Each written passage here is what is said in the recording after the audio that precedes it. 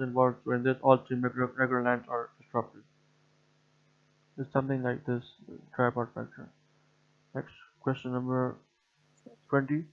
MR shows suspended well-defined mass in the parotid tail. On tumor-weighted sequences, it was of low signal related to the parotid gland and enhanced with contrast. On T2-weighted imaging, the mass was of heterogeneous high signal, most likely diagnosis Warthin tumor. Okay, the pleomorphic adenoma.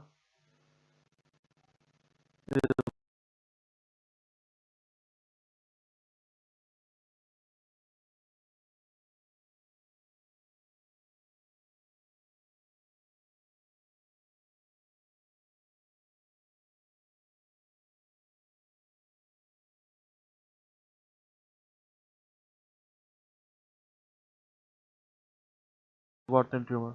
Pleomorphic adenoma, Warthin tumor. Describing Warthin tumor. MR was septated. Now this is well-defined mass in the parotid tail or parotid gland. On T1 weighted sequences, this is CT scan. But on T1 it was low signal and on enhanced with contrast. On T2 weighted imaging it was heterogeneous high signal diagnosed Warthin tumor. And other options are mucoepidermoid tumor, but it is poorly defined and has many cells. But here the mass is well defined, so it is most likely Warthin tumor. Mucoepidermoid is poorly defined and has many cells, so it cannot be the answer. Question number 21.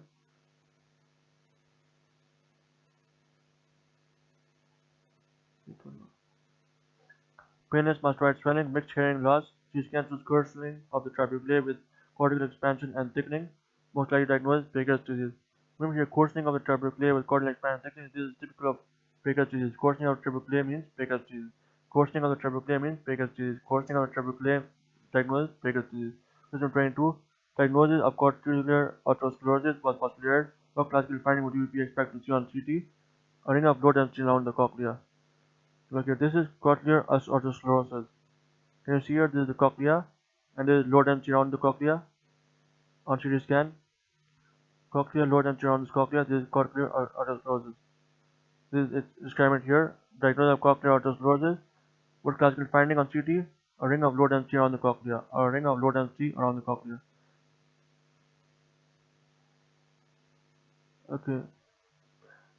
The rest in the scenario, MCQ says that the patient is pregnant, but the thing is, in cochlear autosclerosis, you see a ring of low density around the cochlea.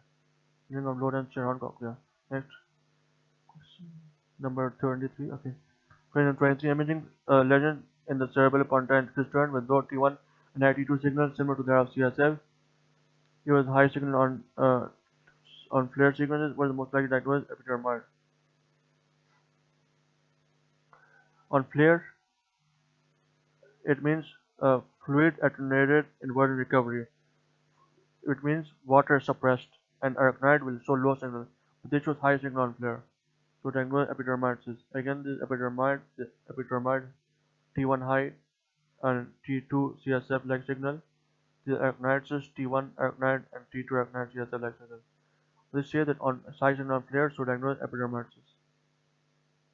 Both are low on T1 and high on T2. Question number 24. Unilateral pulsatile mass. Unilateral pulsatile tinnitus.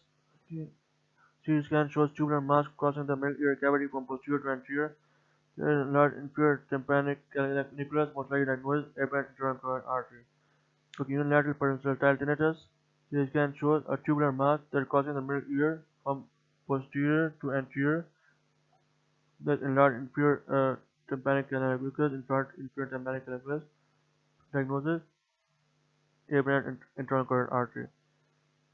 Aberrant internal carotid artery. Aberrant internal carotid artery.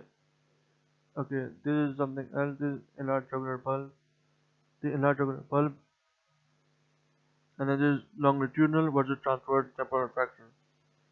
This transverse is longitudinal. Okay, let's see this now. This is aberrant internal carotid artery, and this is enlarged jugular bulb.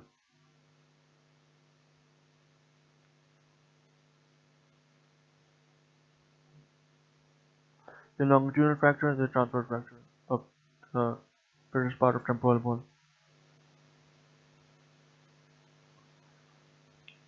Now, the described unilateral pulsatile tinnitus. CT scan shows tubular mass crossing the middle ear cavity from posterior to anterior. Diagnosis airborne internal carotid artery. Question number 25.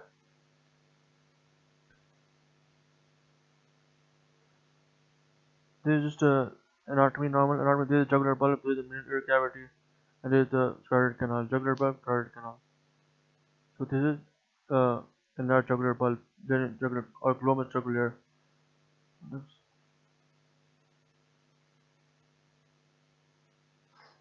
Question 25. CT scan shows fused thalami, a large monoventricle, 8 inches of the corpus callosum, absence of the phalanx cerebri, and interhemisphere fissure. The first structure most likely to be absent, septum pellucidum. So this is hollow person cephali. So in hollow person cephali, what do you see? Monoventricle, fused central thalami, fused choroid plexuses, and the fourth ventricle, and neutral tumor. So this is same. There are fused thalami, large monoventricle, 8 inches of the corpus callosum, absence of the phalanx cerebri and interhemisphere fissure. What structure is to be absent? Septum pellucidum. This is generally Walker malformation, enlarged posterior fossa. This is a hollow person cephali, semilobar hollow person cephali. This again is semilobar, lobar, and alobar hollow person cephali.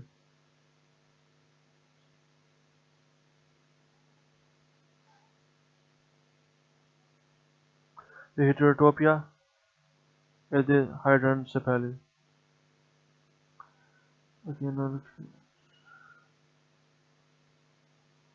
What's important in the hollow person cephali, for the structure to most likely to be absent is septum pellucidum.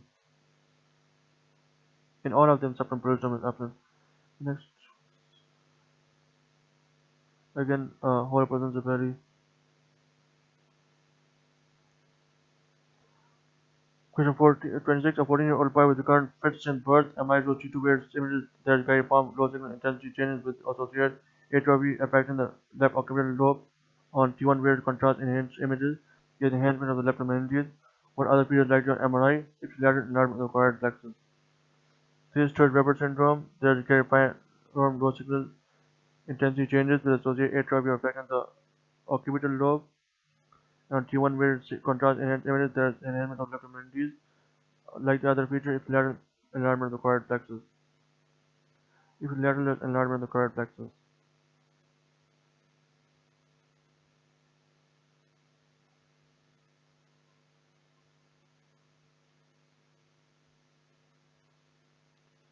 The diagnosis is Sturge-Weber syndrome. Okay, now question number 27. On T1, T2 weird images, there is MRI shows the gray matter cleft extending from the surface of the right temporal lobe. Look at this principally again, but they talk about the gray matter cleft. Before they were saying that the CSF is communicating, CSF space is communicating with the ventricle, but now they are talking about T1, T2 images. The gray matter cleft extends from the surface of the gray matter cleft extends